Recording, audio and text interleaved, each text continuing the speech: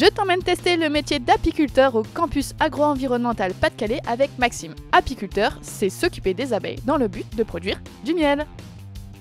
Un apiculteur, c'est fan de Winnie l'ourson, maille à l'abeille, ça mange des miel pops en permanence, en gros ça collectionne les abeilles sous toutes ses formes. Faux, même si on aime bien les miel pops. Un apiculteur, ça n'a jamais mal à la gorge parce que ça passe son temps à manger du miel. Alors c'est faux, mais on aime bien manger du miel en permanence quand on est malade. Un apiculteur, ça ne produit que du miel. On produit aussi gelée royale, des produits dérivés de l'apiculture et de la ruche, et des bougies par exemple, de la cire. Un apiculteur, ça passe tout son temps dehors, c'est bronzé toute l'année. Vrai, on est souvent dehors, mais on a notre combinaison, donc on ne bronze pas. Sinon ça fait bronzage, grillage. Ouais, c'est pas terrible. Un apiculteur, les abeilles, c'est ses potes, il ne les craint pas et il est immunisé contre leur venin. Alors les abeilles, c'est nos potes, c'est sûr. Par contre, on est sensible comme tout le monde. Métier d'avenir, la consommation française est supérieure à la production. Adaptation, comme tous les métiers du vivant, on vit avec la météo. Métier d'extérieur majoritairement, sauf pendant les extractions en mielerie où on est à l'intérieur. Métier campagne, même si on peut mettre des ruches quelquefois en ville. Les deux, solitude majoritairement en production et il faut sociabiliser pour faire de la vente. Les deux, faut être rigoureux dans l'élevage et dans les règles d'hygiène et après il faut être créatif pour la vente et la transformation des produits. Horaire décalé majoritairement.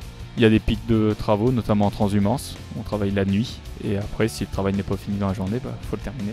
Pas de télétravail. Majoritairement physique, avec des charges lourdes à transporter. À l'international, on peut faire de l'apiculture partout. Il y a des gros faiseurs dans les pays étrangers. Alors, majoritairement sédentaire, mais il y a un peu de nomadisme quand on fait de la transhumance. Il y a un petit peu de risque. On travaille avec des insectes typiques. C'est un métier qui change, notamment avec le changement climatique, des nouveaux ravageurs qui arrivent sur les colonies. Et on adapte nos pratiques.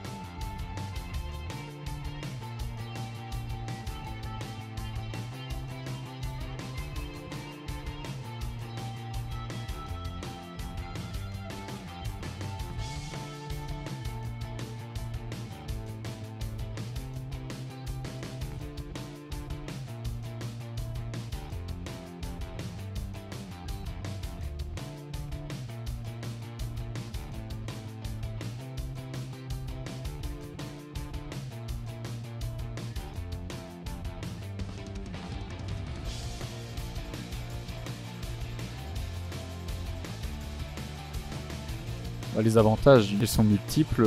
Tout d'abord, on vit avec la nature. Il y a une relation d'homme à la nature qui est assez importante quand même. Globalement, on en a un extérieur. C'est une activité qui est palpable, on voit ce qu'on fait. C'est assez technique. C'est aussi un métier passion et on vit au gré des saisons, on s'adapte. Donc ça change, il y a très peu de routine comme on l'a dit précédemment. Tout d'abord, les relations avec les abeilles, il y a les piqûres. On porte des charges lourdes, c'est un métier quand même qui est assez physique. Alors il y a des avantages, mais donc il y a aussi ses inconvénients. Ensuite, c'est un métier d'indépendant majoritairement, donc il y a tous les risques quand on est à son compte aussi. Et on travaille aussi avec les conditions climatiques, donc notamment il fait souvent très chaud. Sous la combinaison, on transpire assez facilement, quoi. Tout d'abord, c'est une entreprise, il faut connaître la gestion de l'entreprise globalement. Après, il faut avoir une curiosité technique pour savoir si on fait bien ou si on fait pas bien et toujours se remettre en question parce que tout change et il faut s'adapter au changement climatique notamment. Il faut également des très bonnes conditions physiques et avoir une bonne vue dans l'idéal pour repérer la reine mais aussi les œufs. Si on est allergique, si on a peur des insectes, si on a la phobie des insectes tout simplement. Quel est le conseil que tu aurais aimé recevoir avant de te lancer dans la profession d'apiculteur? Il faut se former dans des centres de formation, qu'on soit amateur ou professionnel, il y a tellement de choses à apprendre, des particularités qui s'apprennent qu'à l'école.